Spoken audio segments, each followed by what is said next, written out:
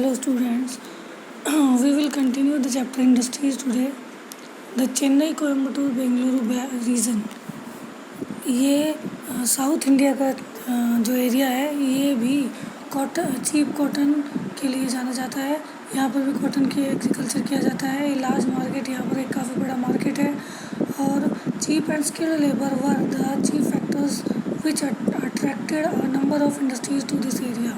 इस एरिया में cheap cotton मतलब कॉटन जो है वो सस्ते दाम पर मिल जाता है क्योंकि वहाँ पर उसका प्रोडक्शन होता है।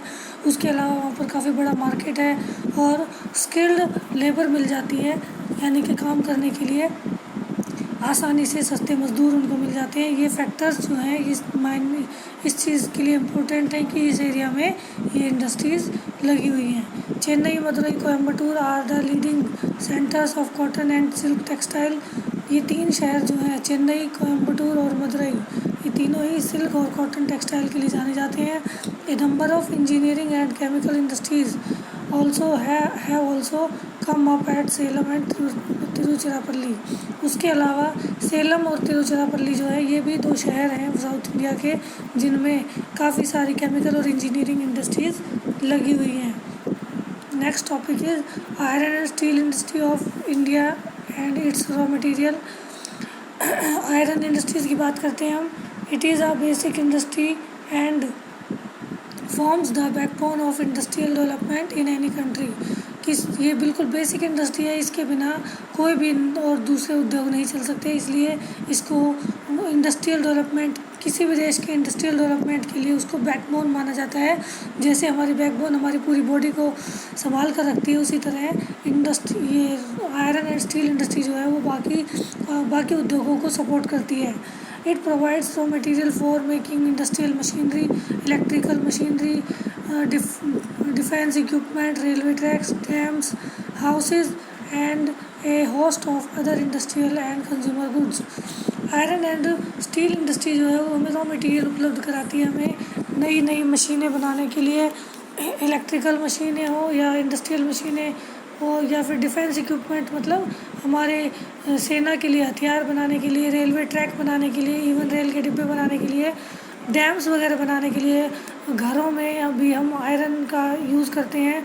और उसके अलावा बहुत सी इंडस्ट्रीज़ में ये होस्ट का काम करती है, मतलब ये उनको रॉ मटेरियल उपलब्ध कराती है।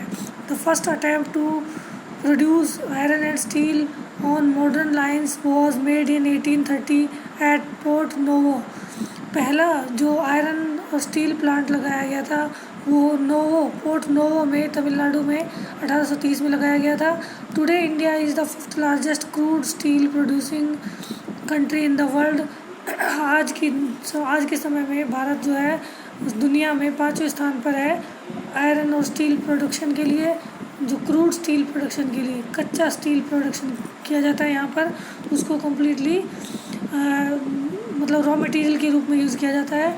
The main raw materials used in the iron and steel industry are iron ore manganese, limestone, silica, chromate, feldspar and scrap iron flux and fuel. ये जो है वो रॉ मटेरियल आयरन और स्टील इंडस्ट्री जो है रॉ मटेरियल है, उसके लिए हमें क्या क्या किस चीज़ की ज़रूरत पड़ती है। आयरन और की ज़रूरत पड़ती है स्टील बनाने के लिए हमें, और मैग्नीज, लाइमस्टोन की ज़रूरत पड़ती है, सिलिका और क्रोमेट, फेल्डस्पार और scrap iron flux and fuel, और बहुत सारे ईंधन की ज़रूरत हमें पड़ती है। ये सारी चीज़ें होती हैं तब हम जाकर स्टील का प्रोडक्शन कर पाते हैं। Process for converting iron ore into steel. Iron और को स्टील में कैसे कन्वर्ट किया जाता है, कैसे बदला जाता है। The process of converting iron ore into steel involves many stages. इसमें कई स्टेजेस से गुजरना पड़ता है, कई पड़ाव आते हैं। The raw material is put in the blast furnace where it undergoes melting. पहले एक ऐसी भट्टी में उसको पिघलाया जाता है, बिल्कुल लिक्विड फॉर्म में लाया जाता है और रिफाइन किया जाता है। उसमें से जो गंदगी होती है उसको निकाला जाता है। The output obtain is steel which may be used by other industries as raw material. इसके अलावा उसके लिए जो रॉ मटेरियल के लिए बाकी जो रॉ मटेरियल चाहिए होता है स्टील बनाने के लिए, उसको उस इंडस्ट्रीज़ में मशीनरी के साथ यूज़ करके उसको बनाया जाता है। Major iron and steel plants, इसके लिए स्टील प्लांट्स बनाने के लिए कुछ ऐसे फैक्ट्रीज़ हैं कुछ जिनको जो फेमस है। स्टील अथॉरिटी ऑफ इंडिया, जिसको हम सेल के नाम से भी जानते हैं, शॉर्ट फॉर्म में उसको हम सेल कहते हैं। ये भारत की सबसे बड़ी स्टील मेकिंग कंपनी है जो कि पब्लिक सेक्टर की है। पब्लिक सेक्टर मतलब गवर्नमेंट इसको हैंडल करती है। Apart from it the major iron and steel plant are Tata iron and steel company, ये प्राइवेट कंपनी है और टिस्को के नाम से भी जानी जाती है। Bhilai iron and steel plant, Rourkela steel plant, Visakhapatnam steel plant, ये सभी पब्लिक सेक्टर के प्लांट्स हैं। Tata iron and steel plant, TISCO is one of the largest manufacturing plant in Asia. TISCO जो है एक प्राइवेट कंपनी है जो कि एशिया में सबसे बड़ी मैन्युफैक्चरिंग प्लांट है, जिसका it is situated at Jamshedpur, ये जमशेदपुर में है। It is the oldest steel plant in the country, Bharat में सबसे पुराना स्टील प्लांट इसी का है। It was established by Jamshedji Tata in 1907 and started production in 1911। सबसे पहले जमशेदजी टाटा ने इसे 1907 में स्टार्ट किया था, इस कंपनी की शुरुआत की थी। और इस कंपनी ने स्टील का प्रोडक्शन 1911 में स्टार्ट किया था। The following factors were responsible for the plant being located at Jamshedpur. अब जमशेदपुर में ही क्यों ये प्लांट लगाया गया, इसके पीछे कुछ रीजंस हैं। Location, availability of raw materials, power supply, water supply, labour force, market, transport facilities, ये सारी जो फैक्टर्स हैं ये इसके लिए रिस्पॉन्सिबल हैं, जो कि हम ऑलरेडी पहले भी पढ़ चुके हैं। Pittsburgh steel plant, steel and power plant, it is an important steel city of the United states of America. ये यूनाइटेड स्टेट ऑफ अमेरिका यानी कि अमेरिका का एक जाना माना शहर है जो कि स्टील प्लांट के नाम के लिए जाना जाता है।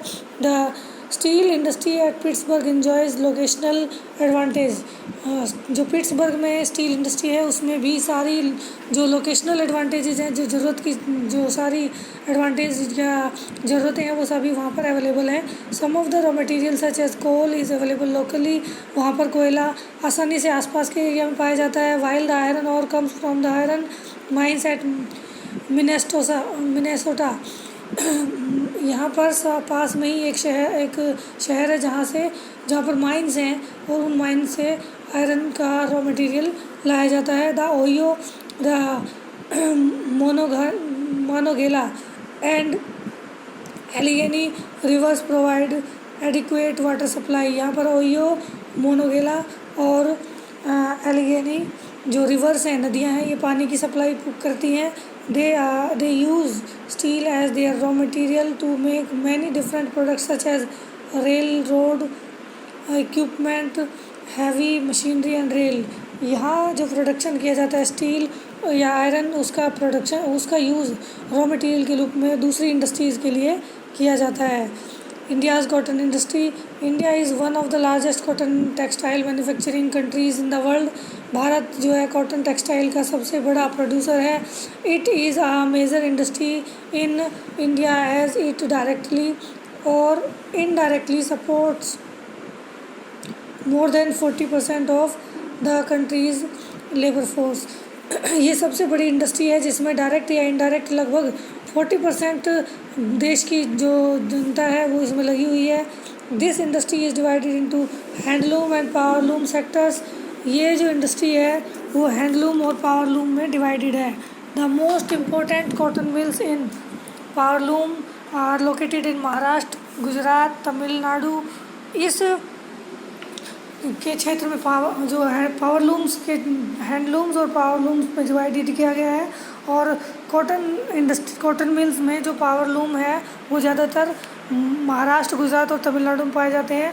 पावरलूम मतलब छोटी मशीनें जो कि घरों में लगाकर उससे कपड़ा बनाया जाता है। Handloom industry is located in every Indian state however small it may be. और हैंडलूम जो होता है वो बिल्कुल केवल किसी मशीनरी का यूज़ ना करके हाथ से ही कपड़ा बनाया जाता है। और ये हैंडलूम तो हर स्टेट में पाया जाता है, अलग अलग स्टेट की अलग अलग क्वालिटीज़ होती हैं और वो उस हिसाब से अपने कपड़े का प्रोडक्शन करते हैं। India's main cotton manufacturing centre Maharashtra, Gujarat are the foremost cotton textile manufacturing states. Maharashtra और गुजरात जो है कॉटन टेक्सटाइल के सबसे बड़े प्रोड्यूसर हैं इंडिया में। in these states, Mumbai and Ahmedabad contribute about 50% of the total installed looms and nearly half of India's cotton mill cloth. यहाँ पर लगभग लूम्स से जो बनने वाला कपड़ा है वो 50% और बाकी इंडस्ट्रीज़ से बनने वाला हाफ कपड़ा जो है वो ये इसी की इंडस्ट्रीज़ से बनाया जाता है। Mumbai is called the cottonopolis of India. Mumbai को भारत का कॉटन पॉलिश पुकारा जाता है। It is also known as the Lancashire of India. ये भारत का लंकाशायर के नाम से भी जाना जाता है। अहमदाबाद जो है वो second largest cotton manufacturing city है और जिसको मैनचेस्टर ऑफ इंडिया भी कहा जाता है। इन शहरों के नाम क्यों दिए गए हैं, इसको लंकाशायर या मैनचेस्टर क्यों पुकारा जाता है? लंकाशायर और मैनचेस्टर जो है वो इंग्लैंड में सबसे ज़्यादा कॉटन प्रोडक्शन का काम करते हैं, इसलिए उस देश की तर्ज पर इनका नाम मैनचेस्टर और लंकाशायर रखा गया है। Osaka, Manchester of Japan. Osaka is an important textile centre of Japan. Osaka जो है वो जापान का एक ऐसा शहर है जहाँ पर कॉटन टेक्सटाइल जो है वो सबसे ज़्यादा पाई जाती है और इसको भी जापान का मैनचेस्टर कहा जाता है। The textile industry developed in Osaka due to several geographical factors. Osaka में ही क्यों इतनी इंडस्ट्रीज डेवलप हुई टेक्सटाइल की, वो इसका कारण जोग्राफिकल फैक्टर्स थे जो कि ऑलरेडी हम पढ़ चुके हैं। The textile industry at Osaka depends completely upon imported raw material. Osaka में जो इंडस्ट्री है वो कम्प्लीटली बाहर से मंगाए हुए रॉ मटेरियल पर डिपेंड करती है और cotton is imported from Egypt, India, China and USA. यहाँ कॉटन टेक्सटाइल जो है वो चाइना, इजिप्ट और यूएसए से मंगाए गए कॉटन से बनाया जाता है। The finished product is mostly exported to other country of international market. जो यहाँ पर जो कपड़ा बनाया जाता है, यानी कि यहाँ पर कॉटन नहीं उगाया जाता किसी भी एरिया में, तो कॉटन जो है कम्प्लीटली बाहर से मंगाया जाता है, लेकिन कपड़ा कम्प्लीटली यहाँ पर बनाया जाता है और इस कपड़े को बाहर एक्सपोर्ट किया जाता है और अपने देश के लिए भी यूज़ किया जाता है। That's all for today, keep learning.